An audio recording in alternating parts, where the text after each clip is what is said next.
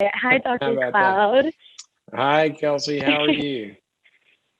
I'm doing well, doing well. I've got a question about how to create new boundaries after deep trust is broken in families. Hmm. Um, yeah, so the long story really short is my older sister is 10 years in active opiate addiction, sometimes in rehab. My mom is a real enabler, and I moved across the country to get away from the chaos. Oh, And I good. had a joint bank Now, account. how? Whoa, whoa, whoa. Hold on. How old are you? How old is Yeah, your sister? I am 24. My sister is 30, and she Your currently sister. lives with my parents. She lives with your parents, and they're across the country. hmm Okay, and you said she's in rehab now. Um, she will go to rehab for like 6 months and decide she's smarter than everyone else and leave. So the longest she ever spent was like 1 year. She had 1 year sober in this 10-year span, but she just cuts me out of her life anytime she uses. So we haven't spoken in a year and a half currently. Wow, wow. Um, So when you say a year in rehab, do you mean recovery a year, or literally in rehab, inpatient for a year? um, in rehab inpatient. It was like a live-in facility, and she was clean for that time. And when she left the Wow. facility, she relapsed. Okay. And but what happened was I have a joint bank account with my mom since I was a kid, just because You she's safe. you have Never a thought anything of it. Wait a minute, hold on a second. You have a joint bank account, With my mom. Um, and it and has my you're money and it has her money. They're separate though. Like my hold money is on, separate from my and you're mom. hang on. You're how old? 24. 24, and you have a joint bank account with your mother. Why? Um, I just got it when I was 16, but I have my own separate like checkings and savings, and then she has a checkings and savings. But it's like we never swap money. We don't like share that money. It's divided. I just began it when I was a kid and hadn't changed.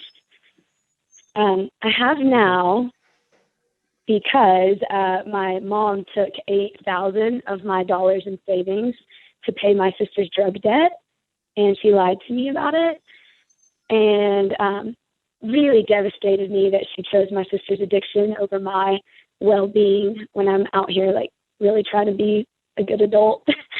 and That's so well. now it's Not only did she choose your sister's addiction over your well-being, depending on what you mean by she paid your sister's drug debt, she might be choosing the codependent comfort over your sister's well-being. That's possible.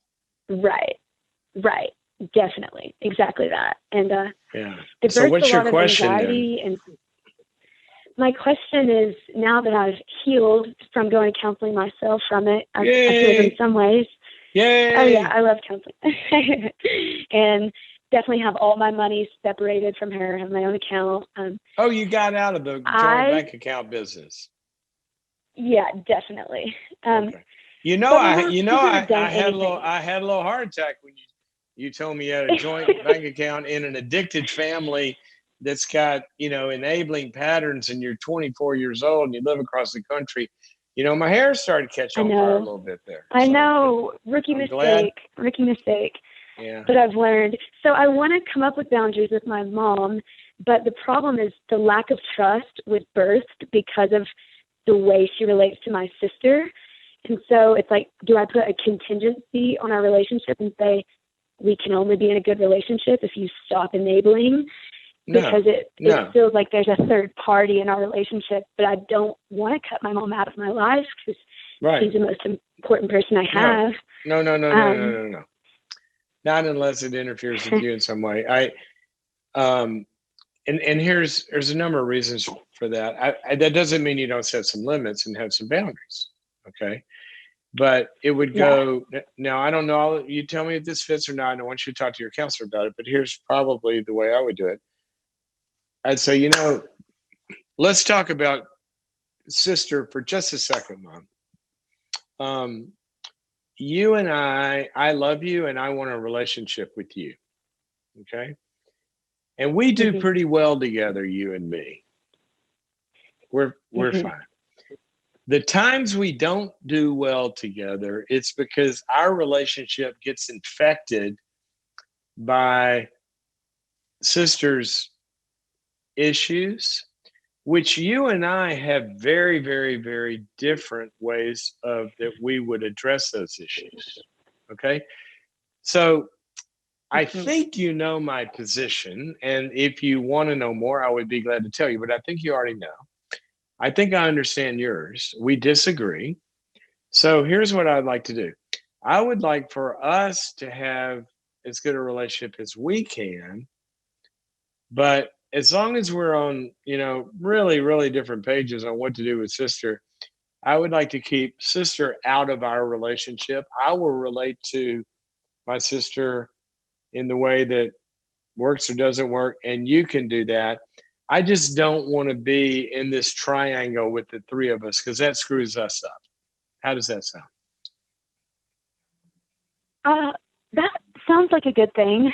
Um, I just, I kind of did that before this money thing happened and didn't bring my sister into our relationship and realized that was my mom's only form of accountability, that she Well, didn't she have she anyone, vi- she which is her violated it. problem. Not mine. If you had said what I said, which you said, then she really violated that because she brought your sister into the relationship. And so I would say, now remember what I talked about, Mom. I don't want sister in our relationship. And when you took our money that was mine through our relationship that you had access to and gave it to my sister, I want my money back, and I want you to tell me you're not going to do that again. So I'd keep the boundary with that, and I would talk about that. Yeah. And she's paid me back. She's told me she won't do it again. But Great. there's just this like real fear that lives in me. And I guess I like don't know the ways to keep me safe because I don't know like how long she'll continue to choose to Well, enable well, her. So but hold on a second. What what you have to be afraid of is whatever's at risk, right? okay. Okay. Like So my you relationship with my mom or sister's yeah, well life. you've already hang on, you've already protected your money.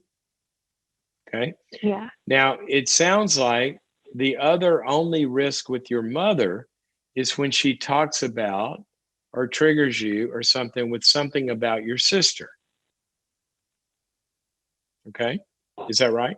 Mm-hmm. Yeah.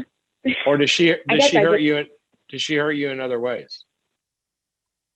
no, this is the one way that she's Well then, hurt me. okay. Well, see, so then, there one of my favorite verses in the Bible, Proverbs says the prudent person sees danger and hides themselves.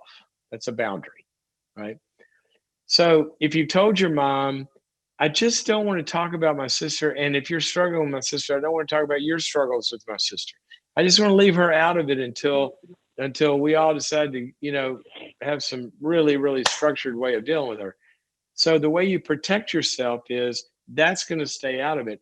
And then if she does that, then you have to say, whoops, mom, can't talk, can't do this. You know, you can change the subject or I got to hang up. So Yeah. if Yeah, I that's guess the boundary, that's the boundary, and you got to stick to that. yeah. That's a good boundary. I think it's just like I've got to know in myself that I'm the one who wants to bring it up because I don't like leaving them in their chaos, that they seem to choose their chaos, and I just want to help them and I can't. And so it's Can't. like the thing I want to talk about in every phone call Oh, because you do no want one will. you want to talk about it. I want to talk about it if it is willing to be changed, but I don't think any of the parties in my But home are willing to change. no. But So it just, if you've already learned, it sounds like, if I'm hearing you right, you've already learned they're not going to change that, at least not right now. So you tell them when they're ready to change it, then you'll have that conversation. But maybe you'll only have it with a drug counselor or in an Al Anon coaching situation. but you put structure and Yeah. boundaries around that so you don't get pulled down that slippery slope. Okay. And then I would suggest Okay. also, in it, ask your counselor if they think that it, be good for you to go to an Al-Anon meeting. It might be really helpful. Yeah, I've actually been going for like the past year. I love it. Oh, great. And I've told my family about it. Yeah, I used to work in rehab, doing all the things. I told you guys this is the best audience in the world. You already know what to do. Yes. Way to go. Okay. All right. Well, thank you guys for calling. All right. Have fun back there in Colorado Springs, and Okay. we'll talk to you again.